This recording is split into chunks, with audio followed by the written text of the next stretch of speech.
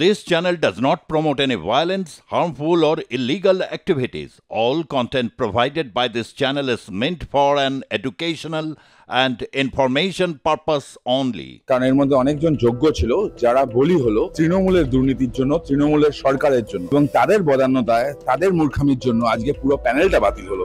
অনেক যোগ্য চাকরি প্রার্থী চাকরি চলে গেল, যার সম্পূর্ণ দায় তৃণমূলের, যার সম্পূর্ণ দায় মমতা বন্দ্যোপাধ্যায়। মমতা বন্দ্যোপাধ্যায় এই চাকরি চোরগুলোকে সুপারনিউমারি পোস্ট করে রেখে দেওয়ার চেষ্টা না করতেন, তাহলে ব্যাপারটা হয়তো এই জায়গাটায় যেতই না। আমি আবার বলছি, পুরো দায় মমতা বন্দ্যোপাধ্যায়, পুরো দায় তৃণমূল সরকারের।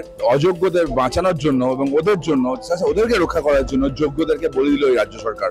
যোগ্যরা অবিলম্বে উচিত তাদের যাওয়া মমতা বন্দ্যোপাধ্যায়ের বাড়িতে এবং তার কাছে প্রশ্ন করা যে কেন এটা করলো। প্রাতিষ্ঠানিক দুর্নীতি এবং এই যে সিবিআই তদন্ত করছিল, কলকাতা হাইকোর্টের যে নির্দেশ, সেই নির্দেশই বহাল রাখলো দেশের শীর্ষ আদালত। এবং 26,000 যে চাকরি বাতিলের যে নির্দেশকে চ্যালেঞ্জ করে রাজ্য সরকার যে সুপ্রিম কোর্টে গিয়েছিল, আজকে রাজ্য সরকারের বড় সড় ধাক্কা। এই মুহূর্তে আমার সাথে রয়েছে কলকাতা হাইকোর্টের বিশিষ্ট আইনজীবী তরুণ জ্যোতি তিওয়ারি, তার সাথে কথা বলবো। সুপ্রিম কোর্টের এই নির্দেশের পরিপ্রেক্ষিতে কি বলবেন? ভালো বলবো না খারাপ বলবো এখনো বুঝতে পারছি না। কারণ এর মধ্যে অনেকজন যোগ্য ছিল যারা বলি হলো তৃণমূলের দুর্নীতির জন্য, তৃণমূলের সরকারের জন্য। 8,000 চাকরি বাতিল হয়েছিল, সে 8,000 প্লাস কিছু। সেই চাকরি বাতিল নিয়ে division bench, supreme court, commission এবং তৃণমূল সরকার এরা ছুটেছিল, এবং তাদের বদান্যতায়, তাদের মূর্খামির জন্য আজকে পুরো প্যানেলটা বাতিল হলো। অনেক যোগ্য চাকরি প্রার্থী চাকরি চলে গেল, যার সম্পূর্ণ দায় তৃণমূলের, যার সম্পূর্ণ দায় মমতা বন্দ্যোপাধ্যায়।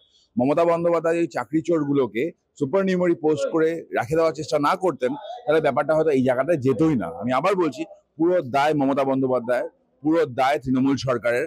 কারণ এই চাকরি চোর এরাই হচ্ছে আসল কাণ্ডারি এই ঘটনার পিছনে। এসএসসি কে বারবার কলকাতা হাইকোর্ট, সুপ্রিম কোর্ট সময় দিয়েছে যে আপনারা যোগ্য অযোগ্য এটা বিচার করে আপনাকে স্পষ্ট একটা ফিগার দিন, কিন্তু কলকাতা হাইকোর্টে যেমন বারবার এই নির্দেশ তারা মানেনি, বিভিন্ন সময় বিভিন্ন রিপোর্ট দিয়েছে, সুপ্রিম কোর্টে অ্যাজ ইট ইজ তাই করেছে। হ্যাঁ, তার করার কারণ আছে তো।